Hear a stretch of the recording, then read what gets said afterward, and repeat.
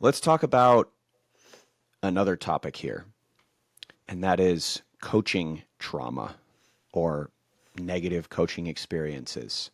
I've had some, you've probably had some. In fact, most athletes who have participated in any sport for a prolonged period of time have probably had a bad coach, quote unquote, or a negative coaching experience. This is not something that's often talked about. It does show up in the media if there's a coach that has a particularly, outlandish blow up and it's caught on camera or something like that. But these things happen a lot, negative coaching experiences. What are some of the ways that you help athletes to cope with these situations and ultimately maybe rebuild trust and regain a sense of control of themselves after these negative experiences? Yeah. Um, so I guess maybe I want to just acknowledge what you said, that like this happens a lot. It happens more frequently than I would prefer. I think old school coaching, for lack of a better word, is rampant, and it's also part of the sport culture. If you get into any other setting as an employee or an employer, that's not appropriate behavior. Yeah, But like yelling or screaming at somebody or condescending or yeah, threatening. yeah.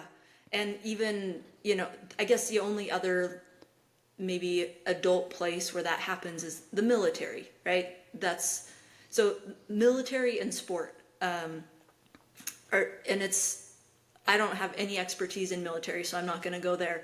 But the idea of this is a unique place in sport that for some reason people still think it's acceptable to treat other people poorly, and it's got to change. And so I think there's some really good research out there on this that is exploring best coaching practices, and that's kind of my interest area in terms of research. So I'm trying to hold myself back from going down the rabbit hole of research because I want to keep it really practically focused. But you asked about coaching trauma and how to help athletes overcome that.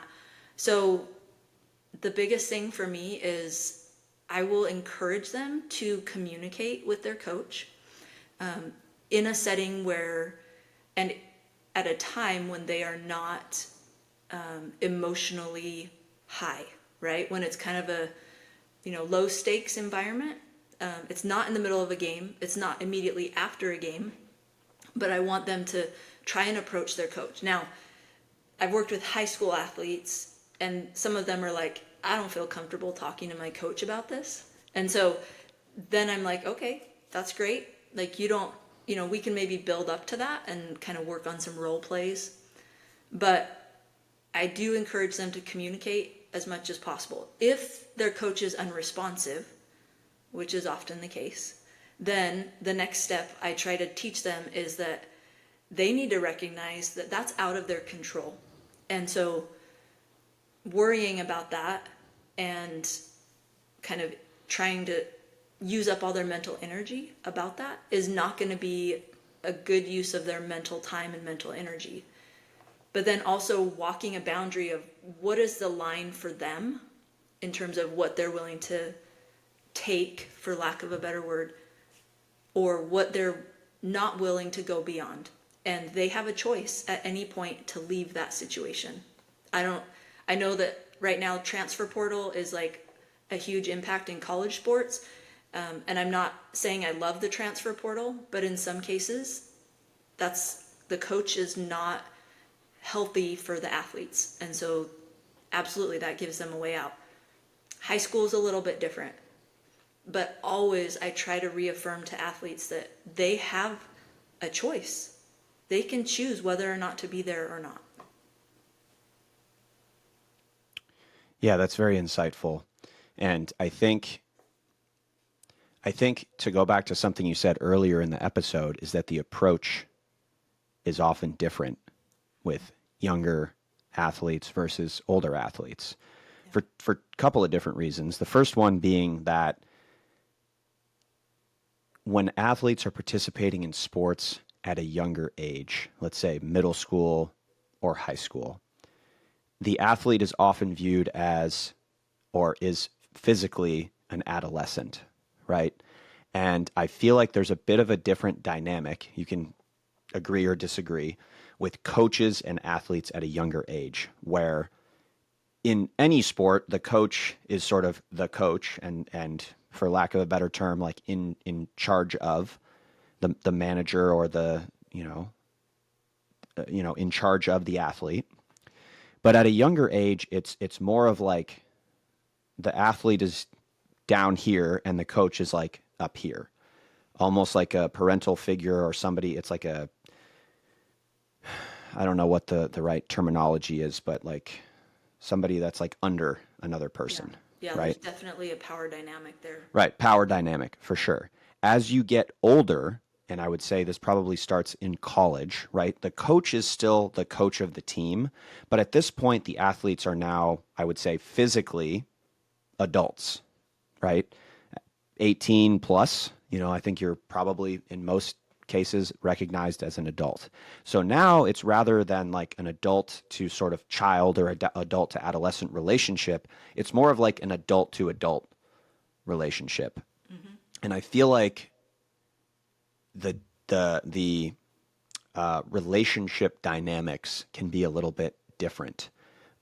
Whereas you were saying like it might be kind of difficult, or a child may lack the relationship skills to appropriately approach a coach and have a productive discussion, or have the coach take the athlete seriously without sort of disregarding them. And this could happen at an older age as well, in college certainly. But I think it's easier or more likely that a level playing field, for lack of a better term, will exist between the coach and the athlete. And I think it might be easier on a number of different levels, kind of as I just outlined, for that discussion to take place if the athlete is unhappy with the coach's behavior. Yeah. Yeah, absolutely. And I think even as I'm trying to kind of not, I want to tread lightly because I think it's different for every situation. But I think that there's always power dynamics, and that power from the coach, whether you're a college athlete or whether you are a youth athlete, is based on you control my playing time. And for high school athletes, I think that's compounded because of what you said. There is that you're an adolescent, you're a teenager versus an adult. But even when you get to the point where you're an adult, coach and athlete as both adults, I think it does still remain that the coach holds a lot of power there, and the way that they use their power is really insightful about how that's going to impact athletes. Yeah.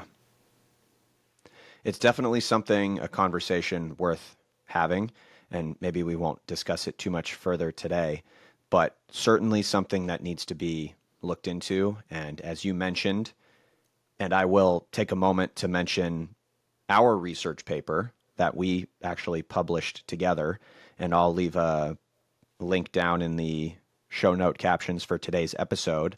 But Dr. Newland and I have actually published a paper on this exact subject. The paper is titled Enhancing Athlete Outcomes Through Quality Coaching.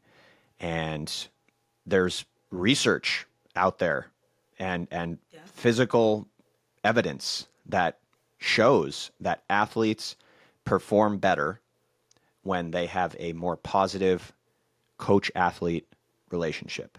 Yeah. There are tangible results, the tangible results, I'm not going to necessarily guarantee like a better winning percentage or any of this kind of stuff, but athletes respond better, the research shows, to positive coaching behaviors.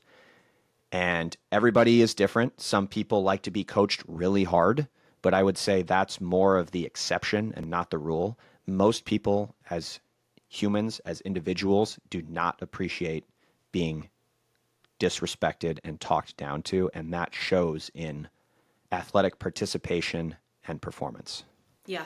And I'll just add, this is kind of my baby, like I mentioned. I love talking about coaching and great coaching practices. And actually, a grad student that I recently had just got a paper published that's about this, where she was very vulnerable and she played college basketball at multiple levels, D1, D2, junior college, and she talked about her experiences in that paper and related it to how it influenced her motivation and her self-confidence. So, yeah, I'd love to have another conversation with you at some point if you want.